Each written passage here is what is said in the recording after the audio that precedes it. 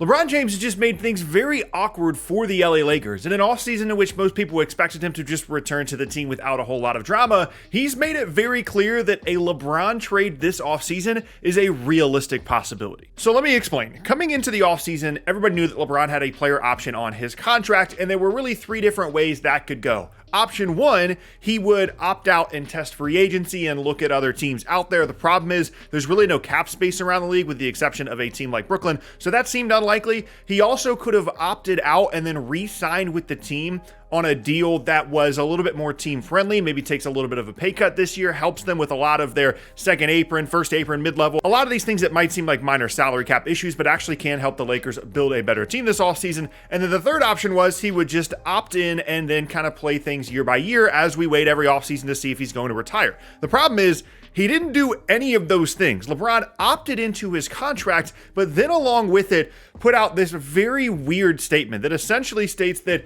he's not happy with the current state of the team. He understands that the Lakers themselves, in the wake of the Luka Doncic trade, are now focusing more on the future, and that he wants to try and compete for titles for as many seasons as he has left in the NBA, presumably maybe 1 or 2 more years after this one.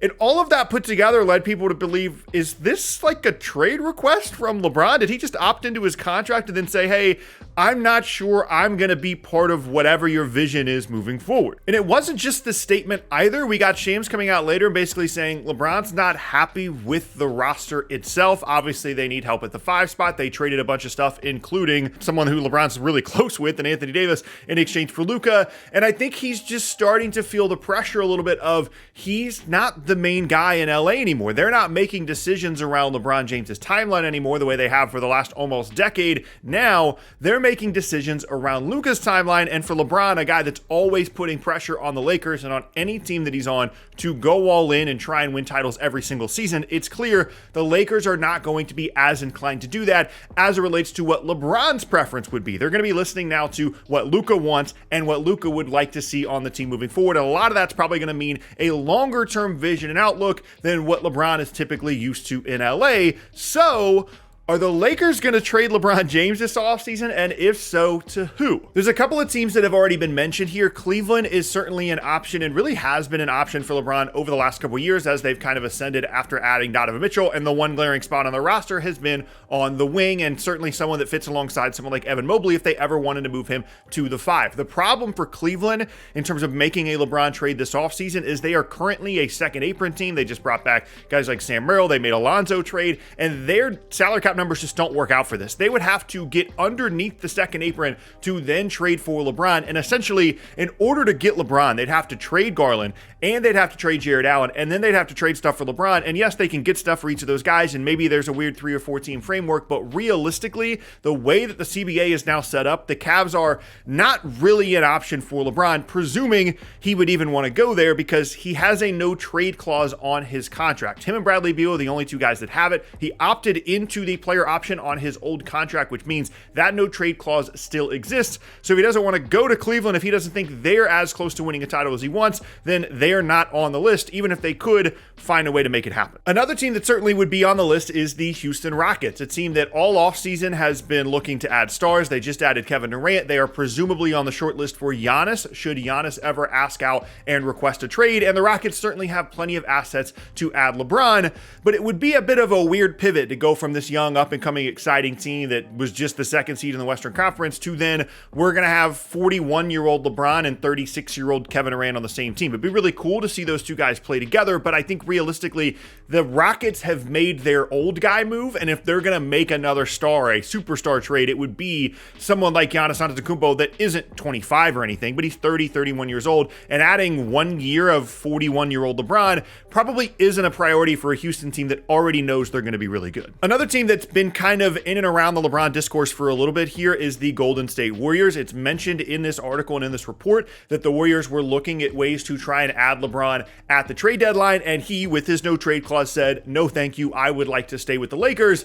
And now maybe that has changed. Maybe he is more willing to go to the Warriors after seeing how the team was put together post-Luka trade. The problem, of course, is they don't really have the salaries to make this work either. Like Jimmy Butler or Draymond would have to be in the trade, and I'm not really sure why the Lakers would be all that interested in that deal in the first place. It's a continuing theme here of LeBron making over $50 million is really difficult to find a team that would be willing to take him, knowing he's only got 1 year left on his deal and could make an offer to the Lakers that they would actually be willing to accept. However, there are two teams that I actually think could be semi-realistic LeBron destinations. The first of which is the New York Knicks. They certainly have a couple of rotation pieces that would interest the Lakers, guys that would fit really well on their roster post Luka trade, and I think the Knicks would be pretty willing with a new head coach to actually go out and add LeBron. It would obviously be great for their fans, but also they need a little bit more of that like wing playmaking that Mikal Bridges, OG Anunoby just aren't providing. LeBron still can provide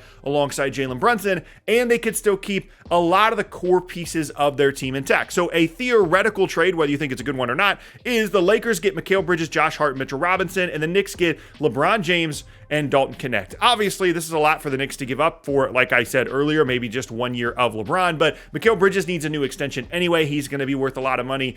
Josh Hart is someone they definitely don't want to trade, but his salary works well here, and Mitchell Robinson works well for the Lakers because they definitely need help at the 5 spot. And even though maybe it isn't an actual all-around roster upgrade for the Knicks, maybe it's just enough to change things up. You have LeBron on your team who's very hungry to try and go win a title, and it's at least a semi-realistic possible outcome here. And then last up would be the Dallas Mavericks. I know it's weird because they did the Luka trade and everything, but they, like the Knicks, have a couple of rotation pieces that I think would really interest the Lakers. And obviously there's that relationship between Nico Harrison and Rob Pelinka that facilitated the Luka trade and could also facilitate a Mavs trade. LeBron could go back and play with Kyrie. He could go and play with Anthony Davis. They've got Cooper Flagg, and in this scenario, don't worry, Mavs fans, you're keeping Cooper Flagg no matter what. And it would be kind of a similar construction to that Knicks trade. It would be Klay Thompson, Daniel Gafford, PJ Washington, and Max Christie going to the Lakers in exchange for LeBron. Again, a bunch of rotation pieces. That's really the main issue with any kind of LeBron trade is he's making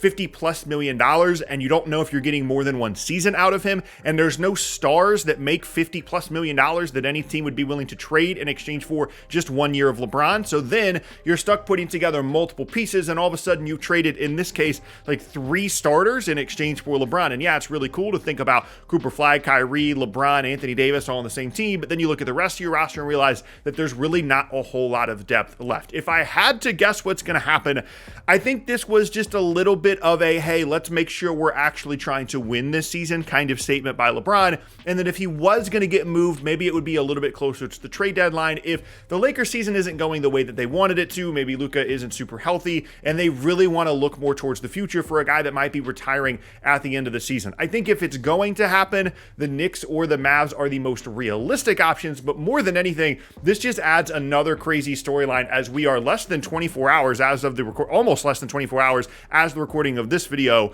from the official start of NBA free agency. This is a storyline that pretty much nobody expected.